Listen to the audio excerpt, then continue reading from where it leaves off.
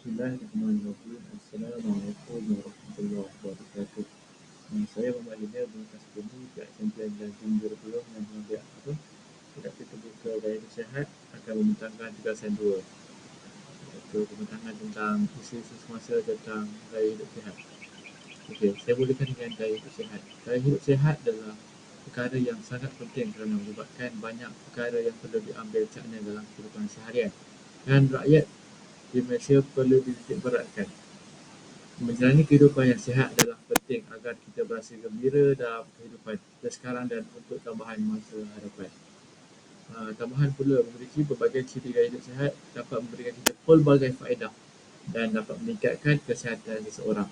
Okey, terdapat pelbagai isu semasa tentang gaya hidup sihat yang wujud dalam masyarakat Malaysia. Namun sebelum itu, nikmat kesihatan ini adalah nikmat yang dikurniakan oleh Allah Subhanahu Wa Taala yang harus kita syukuri dan kita pelihara. Islam juga menitik beratkan tentang kesihatan bagi membolehkan kita untuk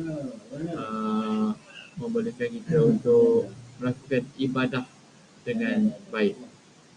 Okey, antara isu yang telah saya pilih dalam isu gaya hidup sihat adalah obesiti.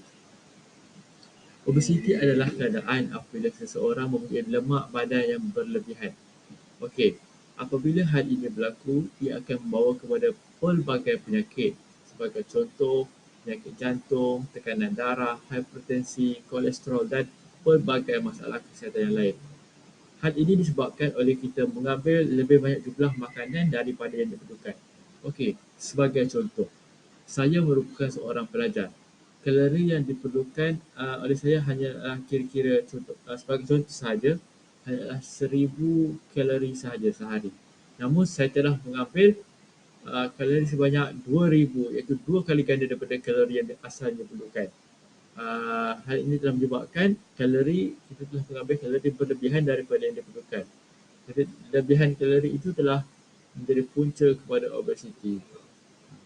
Sebagai contoh, setiap keperluan kalori bagi setiap individu adalah berbeza-beza. Sebagai contoh, ada sesetengah individu yang melakukan kerja berat sebagai buruh harian. Dia memerlukan kalori yang tinggi untuk ditukarkan kepada tenaga. Jadi dia sekiranya dia makan banyak kalori tidak apa, kerana dia akan menggunakan kalori tersebut untuk menukar kepada tenaga. Okey, cara yang paling kanak-kanak pada zaman kini sering mengambil makanan segera dalam menu makanan harian.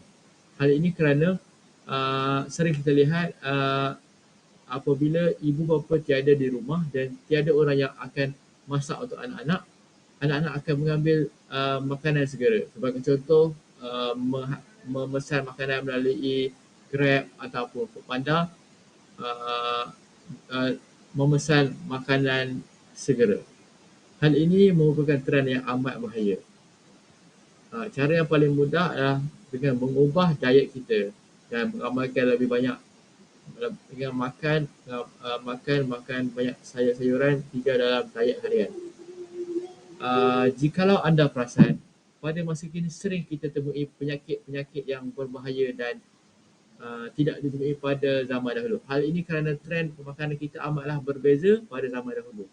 Pada zaman dulu kita lebih banyak makan kepada hasil bumi, tanpa pengawet. Kita banyak makanan itu kita hasilkan sendiri. Dan pada zaman sekarang kita makan lebih banyak pada fast food ataupun processed food. Hal ini amatlah berbahaya kepada kesihatan diri kita. Jikalau kita lihat ke timur, sebagai contoh di Jepun, jangka hayat mereka adalah lebih tinggi daripada kita sendiri yang di Malaysia, kerana corak makanan di Jepun amatlah berbeza. Mereka banyak makan makanan tidak berminyak ataupun tidak goreng. Mereka banyak makan makanan yang rebus, stew macam. Okey, yang seterusnya adalah penyakit jantung. Jantung merupakan organ terpenting dalam tubuh manusia. Okey, apakah fungsi jantung? Fungsi jantung adalah mengepam darah ke seluruh anggota badan. Okey, oksigen merupakan aspek terpenting dalam proses terpenting merupakan bahan terpenting bagi proses kimia dalam tubuh badan kita. Okey, masalah dengan jantung akan menyebabkan semua organ lain turut terjejas. Oleh itu, jantung ini merupakan uh, antara yang terutama, kiranya nombor satu dalam kesihatan tubuh badan kita. Rakyat Malaysia dalam lingkungan 20-an dan 30-an turut mengalami serangan jantung. Penyakit jantung merupakan pembunuh nombor satu di Malaysia. Punca utama berlakunya penyakit jantung adalah tabiat merokok yang melampau.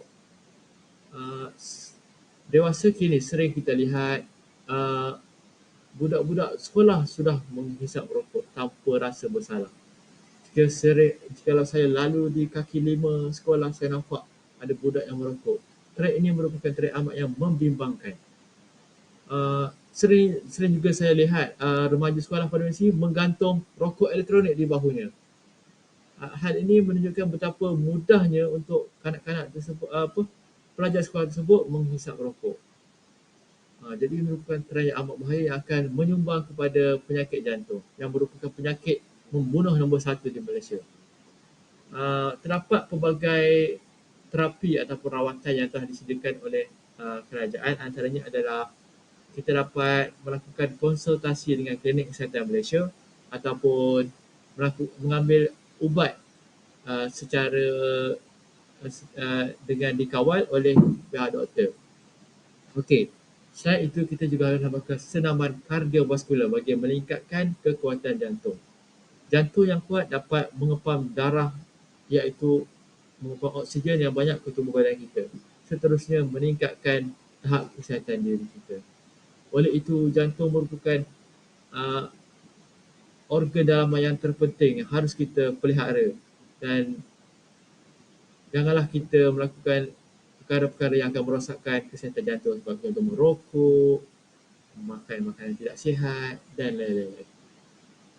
Okay. Seterusnya adalah bulimia nervosa. Masalah ini berlaku apabila kita mengekalkan berat badan yang rendah dengan mengeluarkan kembali apa yang anda makan. Anda mungkin sedar yang anda mempunyai masalah makanan. Walaupun anda sedar, anda masih tidak dapat mengawal cara pemakanan anda kerana makanan dalam kuanti yang banyak sudah menjadi kebiasaan anda.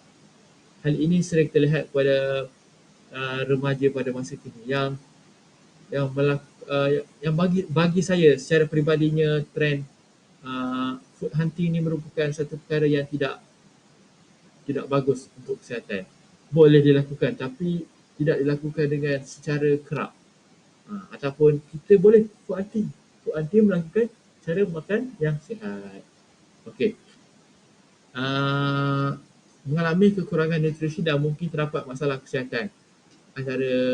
Antaranya adalah bengkak keranjang air liur dan menyebabkan muka anda kelihatan membengkak. Kelewatan haid bagi remaja perempuan. Kerap makan dengan cara yang tidak normal seperti makan dengan jumlah yang banyak dalam satu hidangan. Mengambil makanan yang sihat dalam diet untuk memastikan badan kita mendapat nutrien yang diperlukan. Okey, penyakit bulimia nervosa ni sering kita jumpa pada kalangan wanita. Hal ini kerana mereka merupakan insan yang kuat makan, namun ingin menjaga tubuh badan mereka. Mereka ingin makan yang banyak tetapi tidak ingin mengamalkan makanan yang sihat. Jadi mereka tidak mahu melakukan senaman. Jadi mereka mengambil jalan yang ringkas untuk tubuh badan kekal kurus. Jadi mereka mengambil ubat untuk mengeluarkan apa yang mereka makan itu secara cepat. Hal ini akan menyebabkan mendatangkan pelbagai penyakit yang akan memberikan kita punya sistem pencernaan untuk bekerja 2-3 kali ganda daripada kebiasaannya. Okey. Trend ini juga berkait dengan masalah banyak statistik yang dikeluarkan menunjukkan ramai wanita di Malaysia mempunyai masalah haid yang tidak teratur. Hal ini telah menyebabkan turunnya kadar peranakan di Malaysia yang akan mengganggu masalah kesuburan. Hal ini merupakan trend yang amat merisaukan. Dan punca utamanya adalah dari segi pemakanan. Oleh itu haruslah kita jaga corak pemakanan kita dan mengamalkan gaya hidup sihat. Mengamalkan makanan yang sihat, makan dengan kuantiti yang bertepatan dengan badan kita yang memerlukan. Okey, saya akhirkan pembincangan saya pada hari ini dengan kesimpulan. Gaya hidup sihat bukan sahaja menjadikan seseorang itu yakin dan produktif, tetapi mendorongnya untuk berjaya. Tubuh badan yang sihat dapat menjadikan kita sebagai hamba Allah yang berjaya. Kesihatan ini merupakan nikmat yang diberikan oleh Allah untuk kita jaga. Janganlah kita rosakkan kesihatan kita dengan melakukan perkara-perkara yang tidak berfaedah, dan kita harus mengamalkan gaya hidup sihat. Tubuh badan yang sihat dapat membantu kita untuk melakukan ibadah yang lebih banyak. Okey, sekian saja daripada saya. Assalamualaikum warahmatullahi wabarakatuh. Saya minta maaf kita dapat kekurangan dalam pembincangan saya ini, dan selamat tengah hari. Assalamualaikum.